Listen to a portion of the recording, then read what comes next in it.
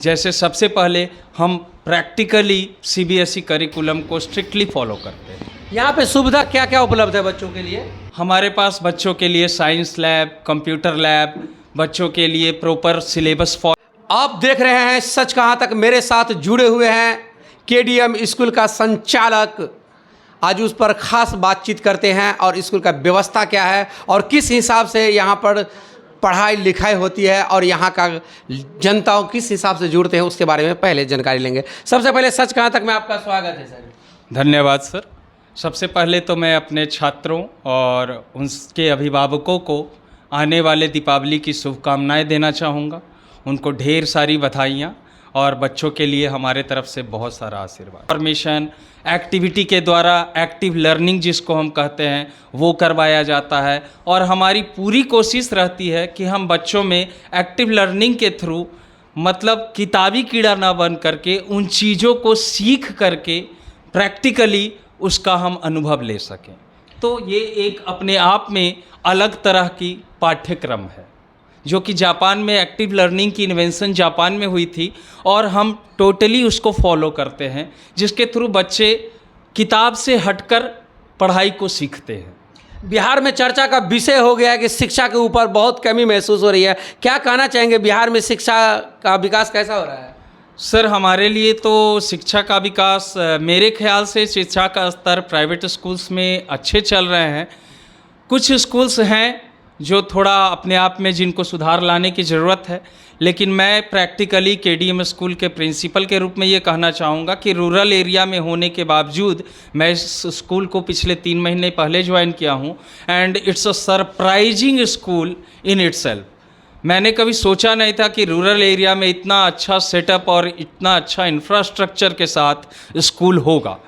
यहाँ के संचालक को मैं बहुत बहुत धन्यवाद देना चाहूँगा कि उन्होंने इस स्कूल में एक ऐसा परिवेश बना के रखा है जहाँ बच्चे, शिक्षक, साथ साथ अभिभावक अपने आप को बहुत गौरवान्वित महसूस करें। केडीएम हर जगह चर्चा का विषय हो गया है कि पब्लिक स्कूल में ज़्यादातर बेहतरीन पढ़ाई करते हैं बच्चे और ज़्यादातर लोग बच्चों को देते भी हैं। फिर सरकारी स्कूल में ऐसा क्या है जो बच्चा वहाँ नहीं जाना चाह रहे हैं? सर, इसके पीछे जहाँ तक मेरा ख्याल है लैक ऑफ प्रॉपर मॉनिटरिंग।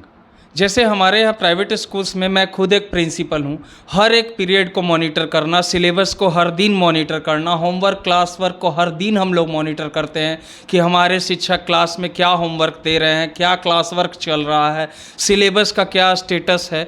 इन सब चीज़ों की मॉनिटरिंग मेरे ख्याल से सरकारी स्कूल में जो प्रधानाध्यापक है वो इस चीज़ को उस तर्ज पे नहीं, कारण शायद जो मैं समझता हूँ, मैं किसी सरकारी या व्यक्तिगत रूप से किसी पे टिप्पणी नहीं कर रहा हूँ, मेरा ये मानना है कि अगर हम लोग इस चीज़ पे जागरूक हो जाएं, एक प्रिंसिपल के नाते आपको पूरे स्कूल में क्या हो रहा है, क्या पढ़ाई हो रही है, क्या व्यवस्था में कमी है, किस व्यवस्था को हमको लाना चाहिए, बच्चों को आखिर समझ में नहीं आ रहा तो क्यों नहीं आ रहा, इस चीज़ पे अगर हम विश्लेषण करें तो सब कुछ सही हो सकता है, जो कि मेरे ख्याल से सरकारी स्कूल के शिक्षक साथ साथ प्रधानाध्यापक इस चीज़ में कुछ ज़्यादा इंटरेस्ट नहीं लेते हैं। केडीएम स्कूल पब्लिक में बच्चा अगर जुड़ना चाहेगा तो फिर कैसे जुड़ सकता है?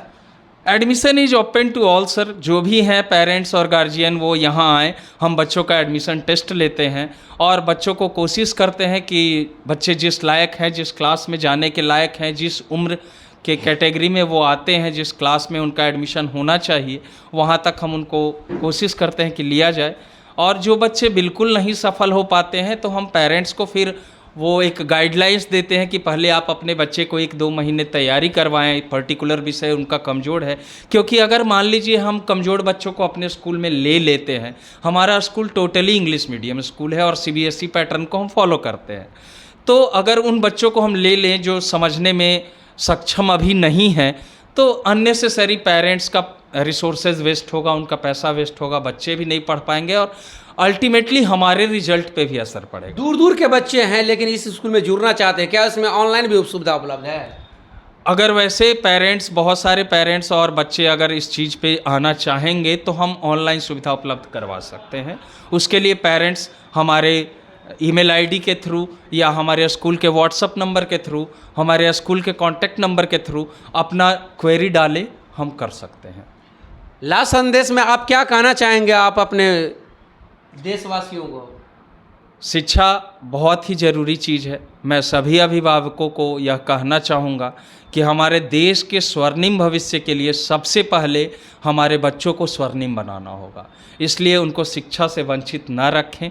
शिक्षा के लिए आप अप्रोच करें। सरकार ने भी आरटीई फैसिलिटी रखी है, तो हम ये ना सोचें कि हम गरीब हैं और हम बड़े स्कूल में नहीं जा सकते हैं।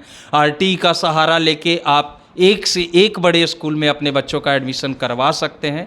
आप इसकी जानकारी लें और अपने बच्चों को ज़रूर शिक्षित बनाएं। आप अपना शॉर्ट में परिचय बताइए। मैं Ravikant, MA B.Ed। I am basically from Patna and I have joined this school last 3 months ago. So since then I am working over here. Thank you.